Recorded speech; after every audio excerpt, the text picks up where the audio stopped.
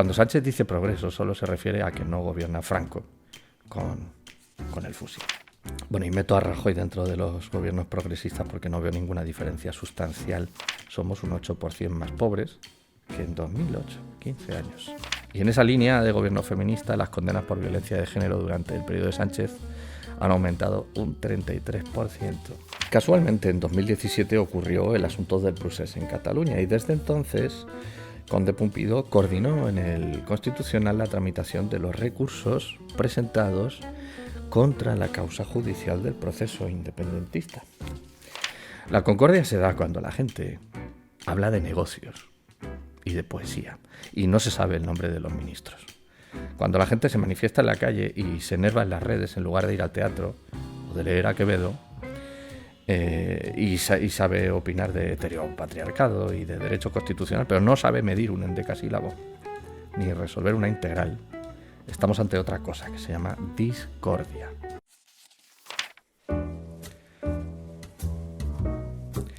Con la investidura de Sánchez escuchamos dos bandos ardientes diciendo cosas contradictorias. Del lado de los ganadores se dice que estamos ante un gobierno estable y de progreso, que promueve la concordia entre españoles y que respeta la Constitución. Del lado de los perdedores se dice que Sánchez es un mentiroso, que socava la independencia judicial y la separación de poderes, que está aliado con los que quieren romper España, que asistimos a un golpe de Estado y que la prensa es tan partidista y está tan corrupta, vamos, que se lo justifica todo. Bueno, pues ya que me lo pides, aunque sabes que no me gusta mucho, vamos a analizar qué significa eso que dicen y cuánta razón tiene. Aunque te anticipo que son palabras de poca enjundia y carentes de razón, pero bueno, te gustará desmenuzar conmigo por qué. Vamos allá. Hoy literatura de tercera división.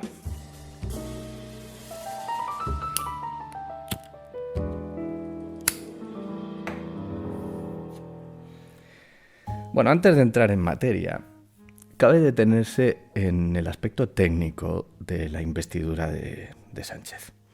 Sánchez es investido con los votos de toda suerte de partidos que nada tienen que ver entre sí, muchos de ellos independentistas, de manera inmoral al sentir de muchas personas. Bueno, conviene calmarse y observar que no puede ser de otra manera. Tal y como está el espíritu social de voto, la mitad prefiere azul y la otra mitad rojo, a grandes rasgos, y una minoría vota nacionalismos. El sistema de gobierno parte de esa idea y juega a eso.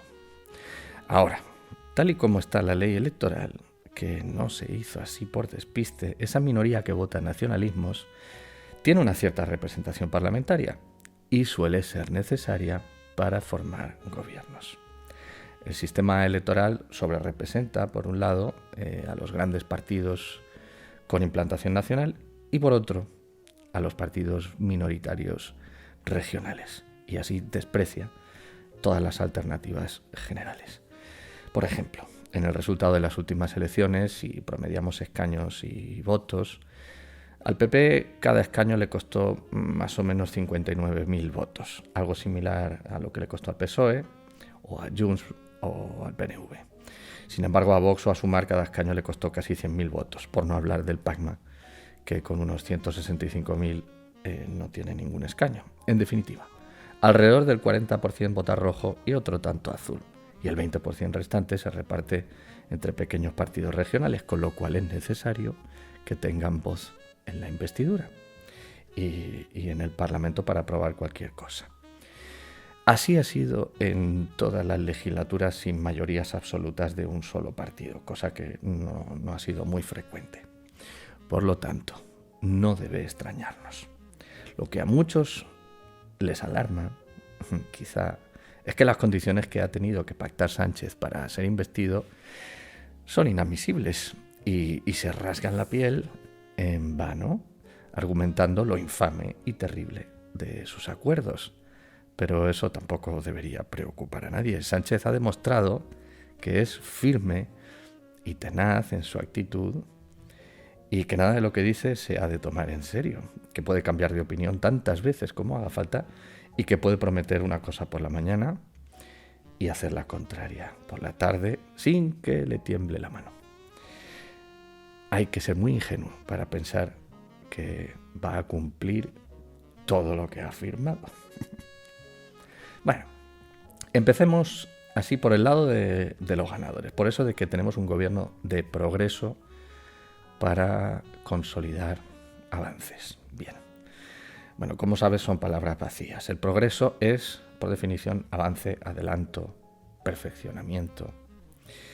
Bueno, la productividad en España está estancada desde la crisis del 2008. En ese tiempo, la presión fiscal ha aumentado un 15% y un 10% solo en el periodo de Sánchez, sin que eso se traduzca en ningún bienestar para la población. Pues en estos 15 años, el PIB per cápita, ajustado a la inflación, ha bajado un 8%. Es decir, somos un 8% más pobres que en 2008, 15 años. En el mismo periodo, Eslovenia, que tiene un PIB per cápita parecido al nuestro, ha aumentado un 10%. Tomo los datos del 2008 mientras han sido gobiernos de esos de progreso de Zapatero, Rajoy y Sánchez, porque si tomamos solo los de Sánchez, son peores aún. Y alguien podría pensar que es culpa de algún virus o algo. Bueno, y meto a Rajoy dentro de los gobiernos progresistas porque no veo ninguna diferencia sustancial entre sus políticas económicas y las que defiende Sánchez. Bueno, la tasa de desempleo hoy es del 12%, la mayor de la Unión Europea, el doble de la media. Por el lado del feminismo, la tasa de paro de mujeres jóvenes es del 30%, algo bochornoso, el doble de la media europea. Y la brecha respecto a los hombres se ha ampliado desde 2017, el periodo del gobierno progresista de Sánchez. Estoy tomando los datos, los puedes cotejar tú, de Inflation EU, datosmacro.com y del INE. Y en esa línea de gobierno feminista, las condenas por violencia de género durante el periodo de Sánchez han aumentado un 33%, según el INE, y como sabemos, las penas de los agresores se han reducido de forma ignominiosa gracias a una ley desafortunada. Podríamos seguir así, apuntando datos que no hablan precisamente del avance, adelanto y perfeccionamiento. Eso no es progreso. Cuando Sánchez dice progreso, solo se refiere a que no gobierna Franco con el fusil. Ya está. Sobre el gobierno de concordia entre españoles, en fin, solo hay que ver que los nacionalismos están más enaltecidos que nunca y que la otra mitad, que no vota rojo, está en la calle gritando o enfadadísimos en las redes, creando así un concepto de concordia pues similar al de progreso. La concordia se da cuando la gente habla de negocios y de poesía y no se sabe el nombre de los ministros. Cuando la gente se manifiesta en la calle y se enerva en las redes en lugar de ir al teatro o de leer a Quevedo y sabe opinar de heteropatriarcado y de derecho constitucional, pero no sabe medir un endecasílabo ni resolver una integral, estamos ante otra cosa que se llama discordia. En fin, sobre el asunto de que este gobierno respeta la Constitución, pues ahí sí, ahí tiene toda la razón Sánchez. Una vez que encerró a la gente durante 6 meses en estado de alarma, declarado inconstitucional, y no pasó nada, pues cualquier cosa que pase será de acuerdo con la Constitución, claro. Haga lo que haga Sánchez, en rigor, será constitucional. Y no solo la manoseada amnistía, y me voy a explicar. Vamos a ver, el presidente del gobierno del Tribunal Constitucional es Conde Pumpido, que tiene un currículum tan magnífico que da pereza leerlo, lo he intentado. Pero uno siempre se persuade de que los jueces son seres imparciales de luz, pero no tiene por qué, en tanto que son humanos, y los humanos somos unos depredadores fabulosos. Si miramos en detalle su currículum, no todo, ya te digo, veremos que fue nombrado fiscal general del Estado en abril del 2004 y cesado en diciembre del 2011. Zapatero fue investido presidente en abril del 2004 y fue relevado por Rajoy en diciembre de 2011, lo cual manifiesta una graciosa coincidencia. Ese periodo no fue en vano para Conde Pumpido. Impulsó los celebérrimos casos de corrupción del PP, como por ejemplo el Gürtel en Madrid o el Brugal en Alicante. En 2017 fue nombrado magistrado del Constitucional por el Senado. Otros 3 le acompañaron entonces. De esos 4, 2 lo fueron a petición del PSOE, él y Balaguer, y 2 del PP, Enríquez y Montoya, que renunció luego en el 22 por cuestiones de salud. Se conoce que para repartirse ese pastel sí supieron ponerse de acuerdo. Casualmente, en 2017 ocurrió el asunto del procés en Cataluña y desde entonces Conde Pumpido coordinó en el Constitucional la tramitación de los recursos presentados contra la causa judicial del proceso independentista. En enero del 23, el Constitucional en pleno lo eligió presidente por mayoría, con el apoyo de los magistrados siguientes: Campo, ministro de Justicia del PSOE con Sánchez; Balaguer, progresista declarada y escritora de múltiples publicaciones feministas y de ideología de género; Díez, elegida por el gobierno de Sánchez en noviembre del 22, y en abril del 23 propuesta por el PSC y Junts y Esquerra en el Parlamento de Cataluña para ser miembro del Consejo de Garantías Estatutarias. Montalbán, especialista en violencia contra la mujer y políticas de igualdad y seleccionada por el PSOE. Sáez, que pasó por el Consejo General del Poder Judicial a propuesta de Izquierda Unida y que absolvió al mayor de los Mossos d'Esquadra, Josep Lluís Trapero, por el asunto del procés. Y por último, Segovia, ¿no?, declarada progresista, conocida por su defensa de que debe existir la obligación de juzgar con perspectiva de género. Contra estos 6, sin contar al propio Conde Pumpido, hay 3 cercanos al PP y uno de esos que llaman discretos, que es aceptado por todos, para que no se diga que no hay imparcialidad. Así suman 11, pues aún está el puesto vacante de Montoya. Bien, el Tribunal Constitucional tiene así 7 miembros de un total de 11, con una inclinación interesada hacia el PSOE y sus socios catalanes, y con ese mismo interés fue elegido Conde Pumpido como presidente a principios de este año. Cabe señalar también que 5 de esos 7 afines al PSOE han sido nombrados durante el gobierno de Sánchez.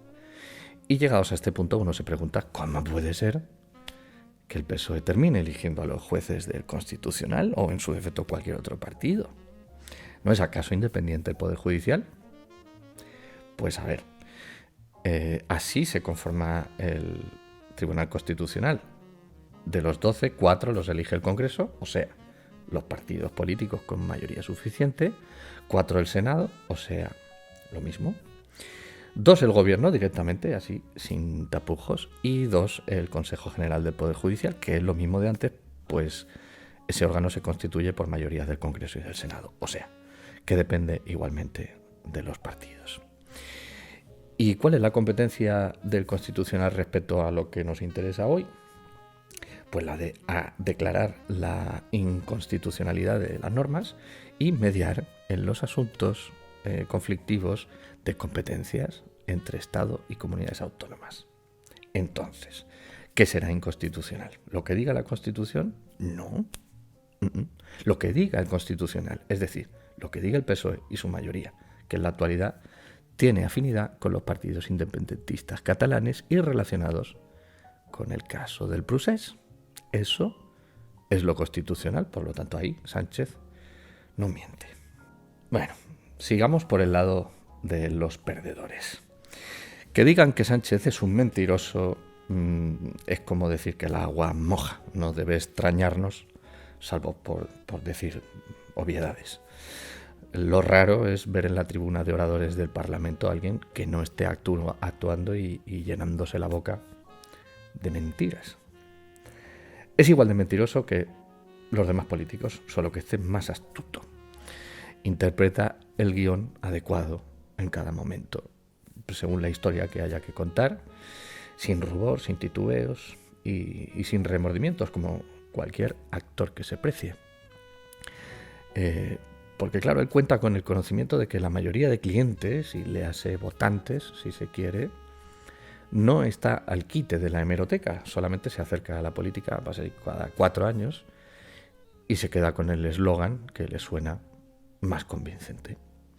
Al que más le choquen las mentiras siempre puede decir eso de, como todos los políticos, y sacarse de encima el pesar de tener que reflexionar sobre el fondo de la cuestión.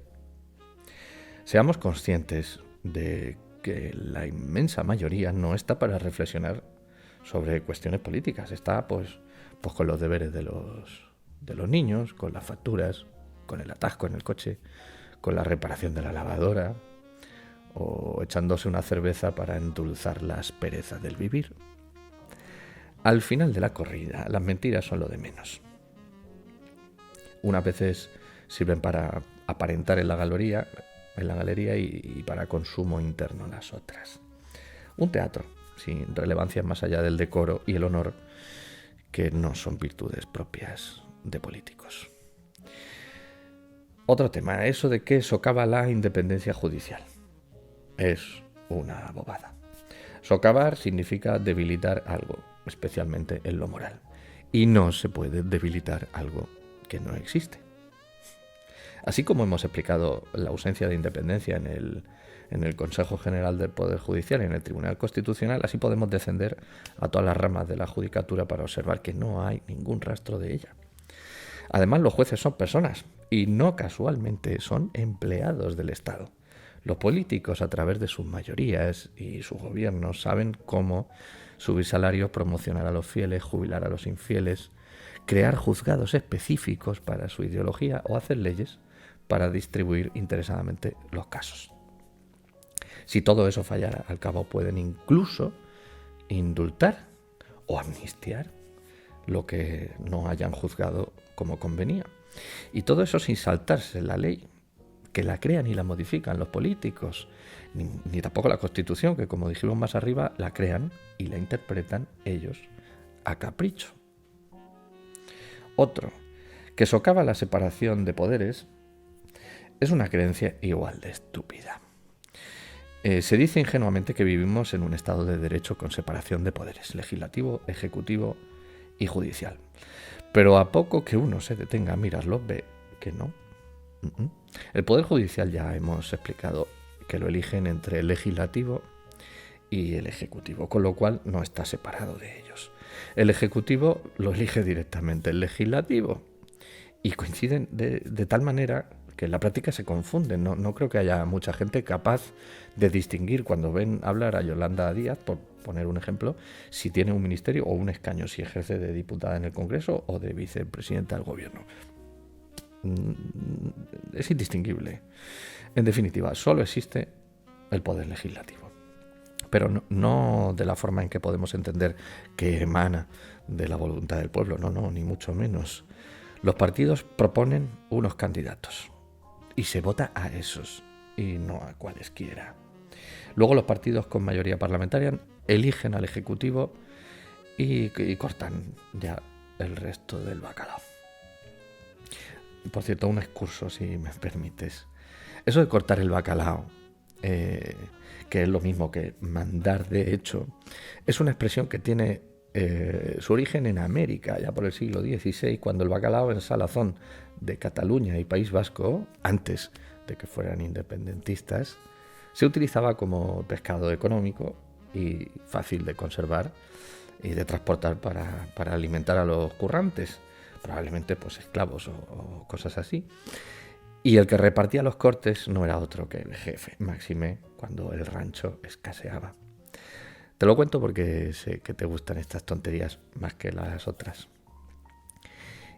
Y bueno, hay quienes dicen que no es así, sino que el que corta el bacalao hace referencia al más experimentado con el cuchillo en las bacaladerías. Pero no hagas caso.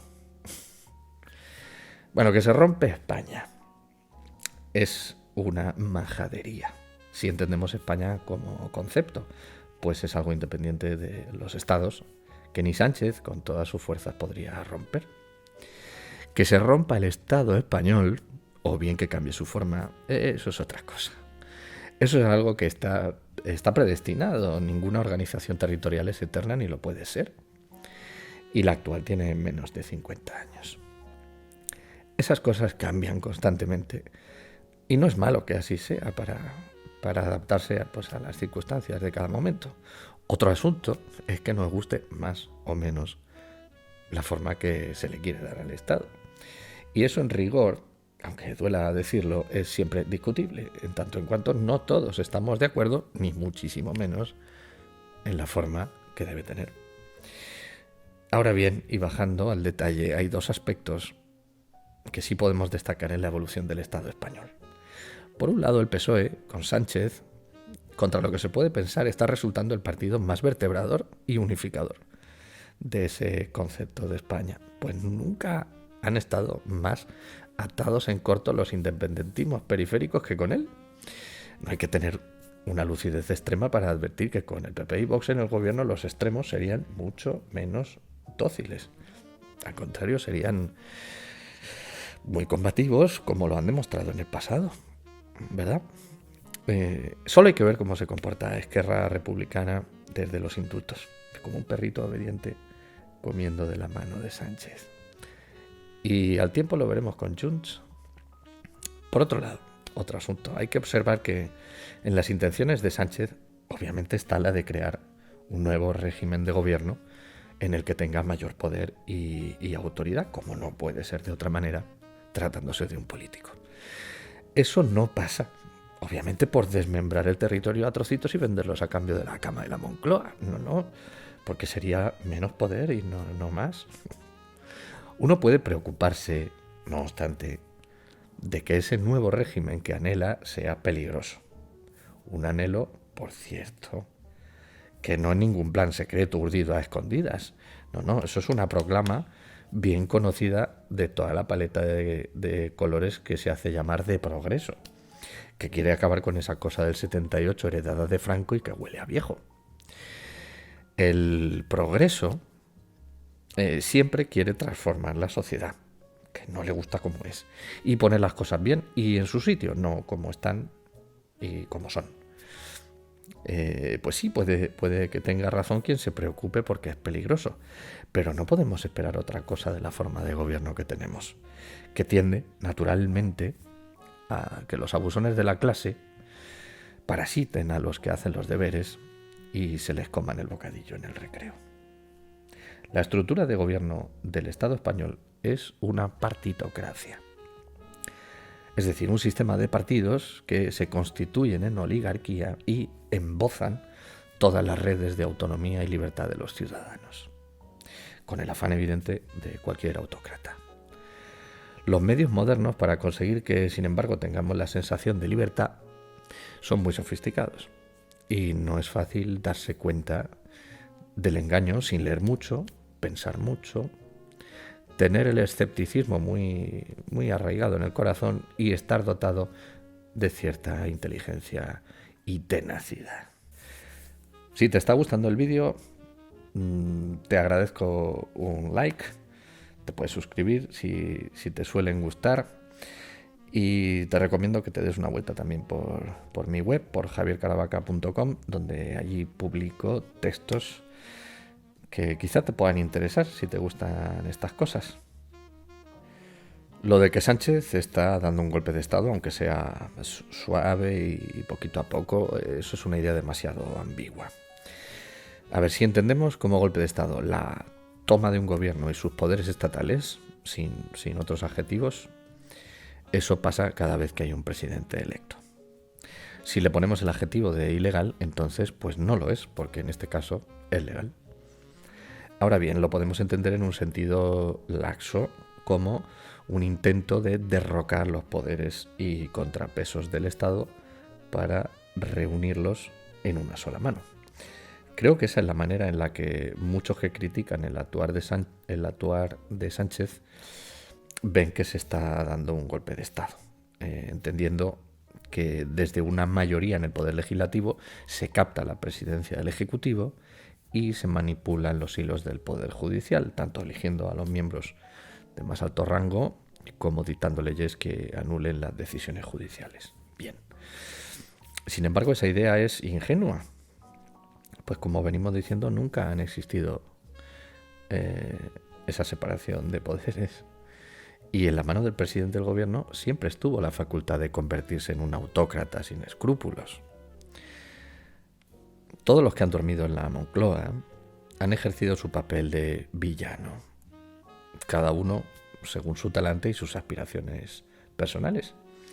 Y también de acuerdo a la habilidad que han tenido, claro, para convencer a la masa de que lo que hace, pues cada uno de los que ha estado lo hace por el bien de todos, de la concordia, del progreso, de la felicidad.